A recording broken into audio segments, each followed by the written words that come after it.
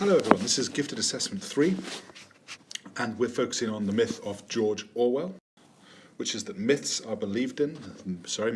believed in tend to become true. The myths that I'm going to be talking about in this little presentation are specifically that gifted programs are themselves elitist and unfair. So we have, I suppose, a brief idea of a philosophical discussion of fairness. Then the second myth, that it's all about nature. So that giftedness is entirely innate. And then the third, the opposite of that, that giftedness is entirely about processes, that it is actually all about nurture. Running through this presentation is a concept of complexity. Now, I've given a direct quote here from an author that I've been reading about, who was mentioned in the course, Mihaly Csikszentmihalyi, who wrote a work called Flow. I believe this to be particularly important for gifted students, and I think that there are two key ideas in this particular paragraph that run through really the entirety of this presentation. Following a flow experience, the organization of the self is more complex than it had been before. Now, for me, complexity is central as a tenet of education, and perhaps actually even just as a reflection of giftedness. It is complexity in the way that one thinks, complexity in the way that one learns, and that actually education and thought is at its best when it is complex. It is by becoming increasingly complex,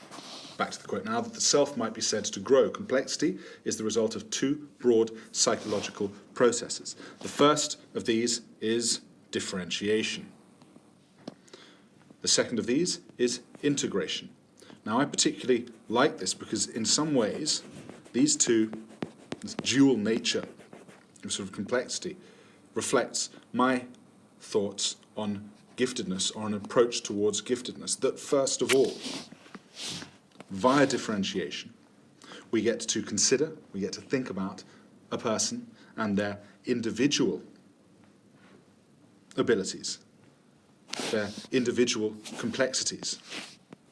and that we look at them individually rather than just giving, I suppose, for want of a better cliche, a one-size-fits-all view of education and of students and of thought,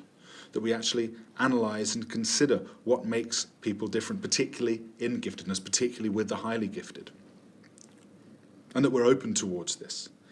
and that we embrace this, and that by embracing it, we encourage an authenticity in the education of the gifted, so that a young person who absolutely adores learning about space, so that a little girl who absolutely loves thinking about high-level algebra and can't understand why none of her other 7-year-old friends are quite as into polynomials or whatever it may be as she is, she actually embraces that part of her nature, and that education and families and the community embrace that part of her nature, and we encourage that part of her nature so that she isn't cut off, and that then when, I suppose, she has felt authentically considered, and that the true nature of herself is allowed to thrive, that she feels more able to then, we have this second idea, integrate with her community, and that some of the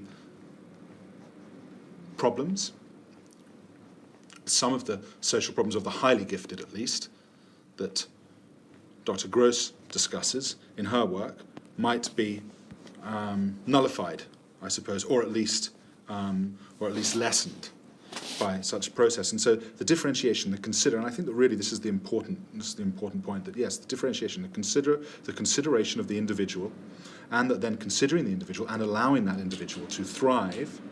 will then allow them to then be better able to be integrated in their community and in our community of Australia, and to thrive in there. And I suppose the ancient Greek term eudaimonia is one that I consider quite a lot in these terms, which is flourishing. But it's not just general flourishing according to common precepts. It's flourishing in a way that is true to oneself.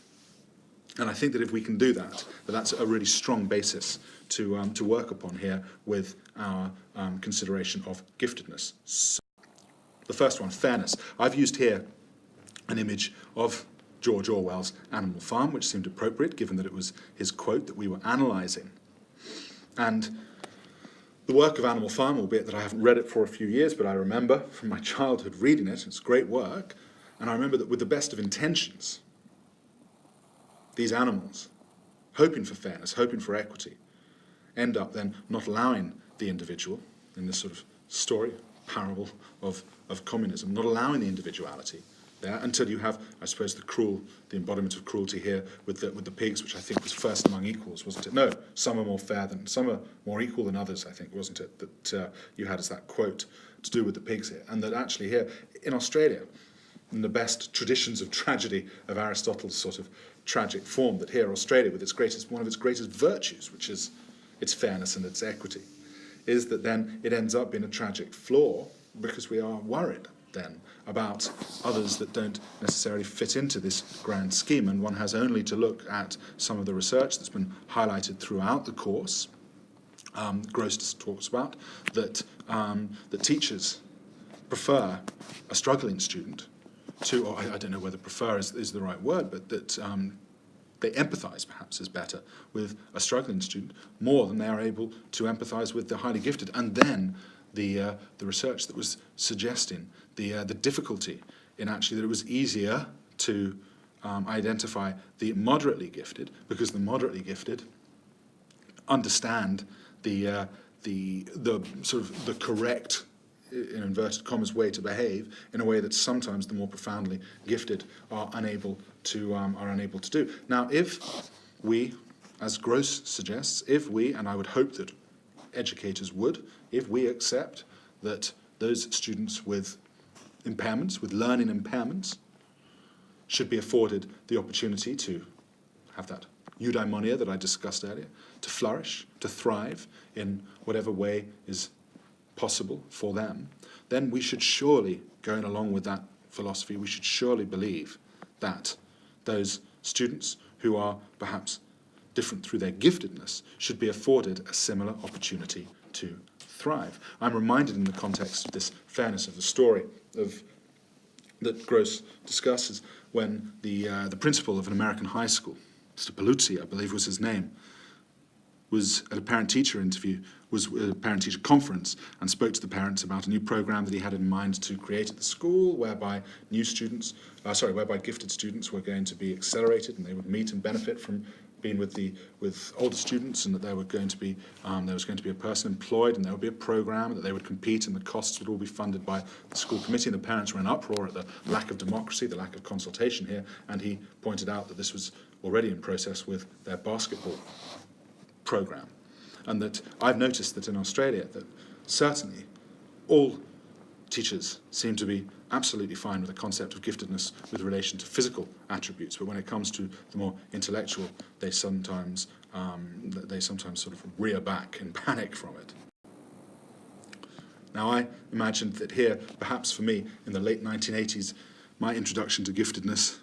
may have been, and I don't think it was a particularly deep one, through Doogie Howser. I wonder whether I, even as a child, reacted in a comparably prejudiced way, because I think I seem to remember finding him quite annoying, this little boy that was profoundly gifted and was going to end up being a doctor, despite him being, I don't know, 12 or however old he was at the time. I think of the poem, the Iliad, the first work of Western literature, and it begins, "Tell me, O Muse." The first word is anger, and I think of the anger that there can be when something is deemed to be unfair, and that here for the Greeks they believe in this sort of natural, innate qualities, whether it be sort of wisdom through Athena or violence through Ares, and that for a long time people believed in giftedness as being this sort of natural quality, and that begins with Galton, with Darwin's cousin, and his studies into it, whereby he sought to prove that there was a sort of natural ability, that there was sort of genetic brilliance within certain people. And then even at the start of the 20th century, with Terman and his studies, and his termites, as they were called, the students that he followed, and again the belief that these people sort of carried with them very often in relatively sort of homogeneous environments and cultures, carried with them a sort of natural quality that led to their giftedness, and that this gradually adapted and gradually changed with Hollingsworth, until now we're at a stage whereby there may be even the flip side of this, whereby we have with such a focus upon ideas of, I suppose, Duckworth's grit, that actually now it's all about processes. It's all about the way in which we work, and that now you would have the work of Carol Dweck. And I know that for me, when I've sat with colleagues, that there's an absolute refusal to sort of accept nature, and that it's all about nurture. It's all about the processes. It's all about how hard a student works, and that and even with Duckworth herself, who talks about how trees aren't going to grow into the sky, and it's possibly a misunderstanding of Carol Dweck that I can look at the most amazing mathematician, one of whom I teach, and I'm not necessarily ever going to be, no, not necessarily, I'm never going to be as wonderful at maths as him, and that actually it's not the idea, while it might be a wonderful, lovely dream to say that everyone can do anything if they work hard enough at it, that's not necessarily going to be the case, and that for many of us, however, we can be an awful lot better at running. We can be an awful lot better at maths, and that's really what growth is about. Is actually looking at the ability to swim rather than say I'm going to swim for Australia. It's actually simply that I am going to be able to grow in my ability to swim rather than necessarily sort of competing against it. And so I think now of the opposite of that nature, and that it was then, say, the nurture, and how saddened I was, say, if I was to think of this natural brilliance of the natural wonderful talent of John Lennon and of John and of George, perhaps to a lesser extent of Paul, and really to not much of an extent perhaps of Ringo, and to think of this incredible natural talent. And then you have Malcolm Gladwell, popular work, talking about how it was only going to be the 10,000 hours, and it was how long they spent in the Hamburg bars rehearsing, as opposed to their friends who were in other groups who were never putting in that same amount of time. And so there was this almost the flip side of the nature argument. We've gone completely the other way now in society with nurture, and that now we have this focus on the processes that have caused it. And Renzulli, who focused so much on motivation, and that many authors now would probably concur with this, that and Duckworth herself says that it's twice as important the hard work as the natural ability. Now, for me, I like this model, which is Gagne, which is the one used and has taken a position of predominance in Australia. And the reason why I like Gagne's model is that I believe it to be fair, and to embrace that Australian idea of fairness, and that it actually analyses here the potential of giftedness, and that you have here with the natural abilities over this side, and that then there is this potential, and that with an overriding chance, which again I think adds to that sort of fairness that we have here, the chance that sort of envelops the whole area, and with the right processes that we have in this middle area, that then this the gifts, the natural gifts, are able to become talents. And I think that if one embraces this model, then perhaps also with those authors, for instance, that I was referring to, that staff those sort of educational buzzwords of grit and of growth and of flow, that actually those are probably all contained around this sort of middle area of the interpersonal and perhaps also the environmental, developmental processes, etc., etc. But it leaves room for all of those and embraces and understands all of those different ideas, and that one can actually analyse them and sort of avoid the underachievement as well that is so prevalent, it would seem, amongst the giftedness. There's the fairness, I think, of the Gagne model that is a real sort of advantage of it. So it actually accepts that there are these natural abilities, but it says that these natural abilities are then, when they run alongside a catalyst, these catalysts in the middle, the correct form of motivation, of grit, of resilience, of whatever it might be, that then that they can end up then with the talents. And so the talents are the products at the end. So the DMGT model, which is the one that we're looking at now, actually looks at those different ideas and separates the idea of giftedness from talent, which I believe ends up being a very useful idea of it. But you actually have these ideas of it, and particularly the flow idea that I spoke about earlier on. And with flow, it talks about different ideas of actually the way that one can avoid being. It talks about sort of anomie, which is a French phrase, a French word, which is sort of almost not understanding the law. So actually when in a lawless society where a person doesn't understand it, and I think of perhaps gifted students that don't quite understand, or the highly gifted students that don't understand the law of the school environment, whereby not every 7-year-old is as interested in Latin as you might be. And that then you can even have the flip side of that, which is the alienation, which is that then when you're cut off from everyone, because you do feel different from them. And then I believe that if we actually understand this, and back to that original quote, that when we understand this and we embrace these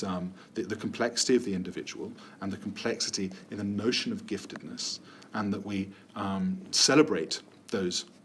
people with their individual qualities, that will then allow them to better integrate, and we can draw on all that is on all that is great about these young men and women, and that then they can move towards the eudaimonia, the flourishing that I talked about there, which is actually sort of bringing in the individual aspects, but also then the integration. So we celebrate their individuality and then draw them back into our community rather than separating them from others. And I think that then that, as I said, leads to the eudaimonia. Thank you very much.